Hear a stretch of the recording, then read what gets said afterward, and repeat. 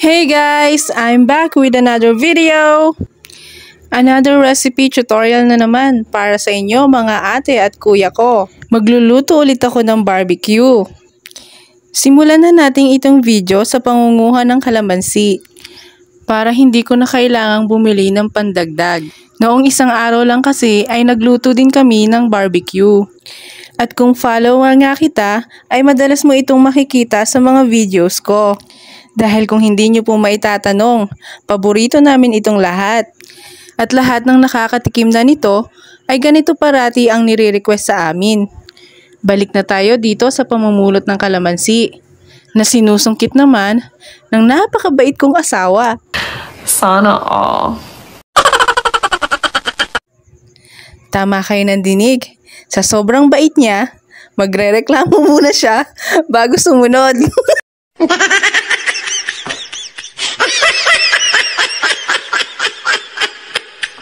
Kakailang reklamo muna yan bago susunod. Relate ba kayo mga ate ko? Ganyan din ba ang mga asawa nyo? Paki-comment na lang.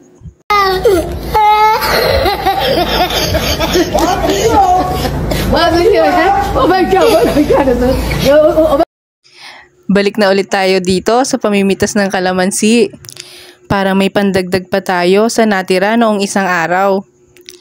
At ito nga ang isa sa pinakamasarap na parte ng pagtira dito sa probinsya.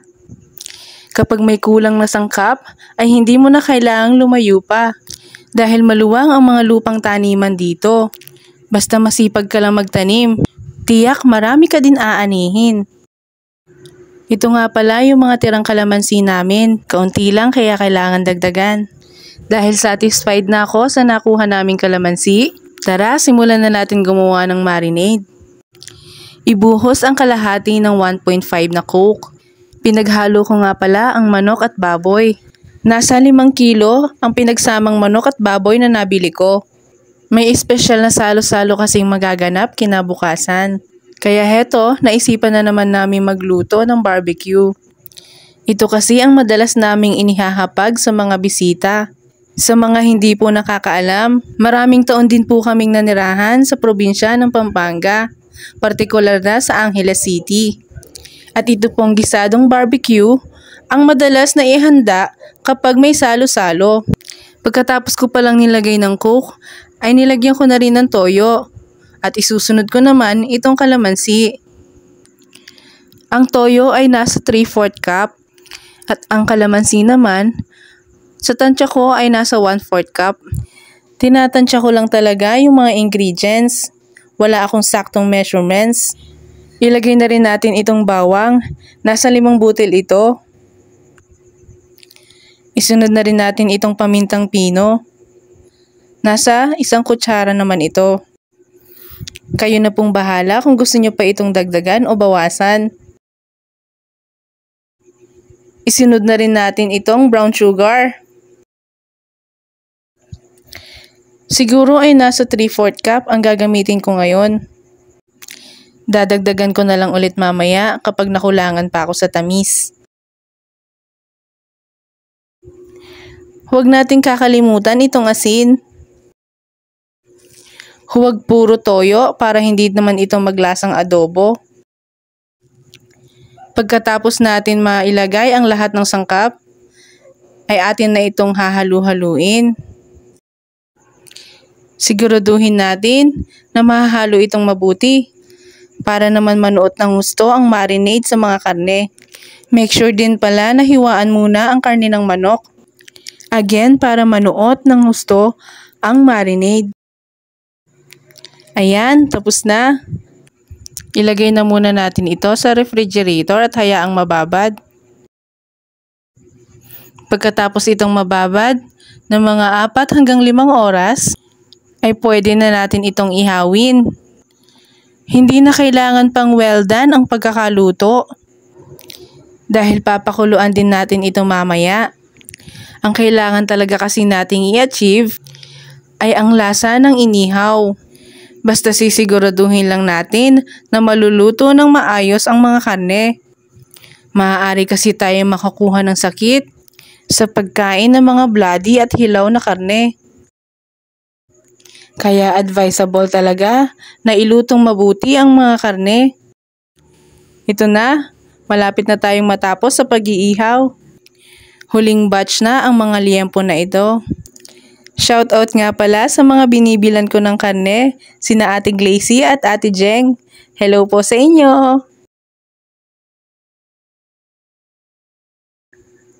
Dumating na tayo sa parte ng paghihiwa. At syempre, to the rescue na naman ang mabait kong asawa. At nakailang reklamo muna siya ulit bago ako sinunod.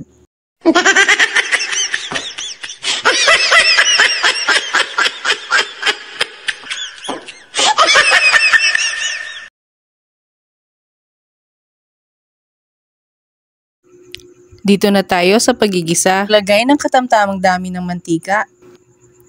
Isunod ang bawang.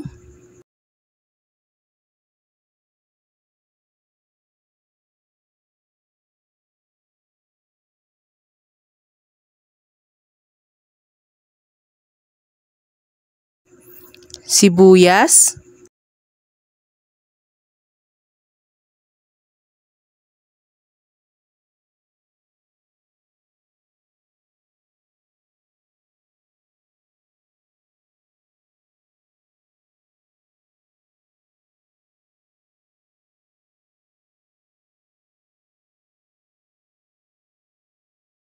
At sili.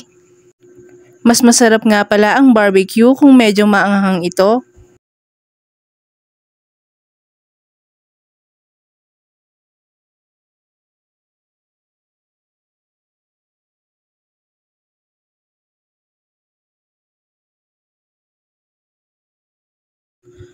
Sunod na nating ilagay itong marinade kung saan natin ibinabad ang mga karne. Ito na ang magsisilbing sabaw ng ating gisadong barbecue. Lagyan na rin natin itong pork cubes.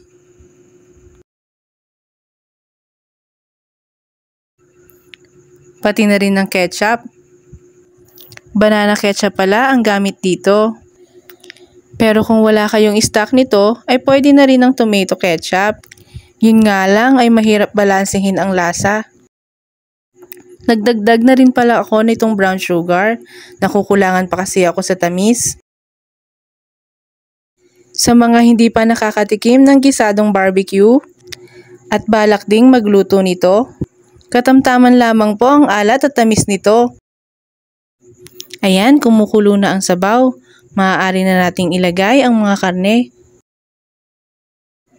Pagkatapos nating ilagay ang lahat ng mga karne, ay hayaan lamang itong kumulo. Pakuluan natin ito ng pakuluan hanggang sa tuluyang maluto. At ito na, luto na ang ating gisadong barbecue. Yay! Discarte tip mga ate ko. Mas masarap po ang barbecue kapag kinabukasan mo na ito kakainin. Katulad ng adobo at paksiw. Mas sumasarap ito habang tumatagal.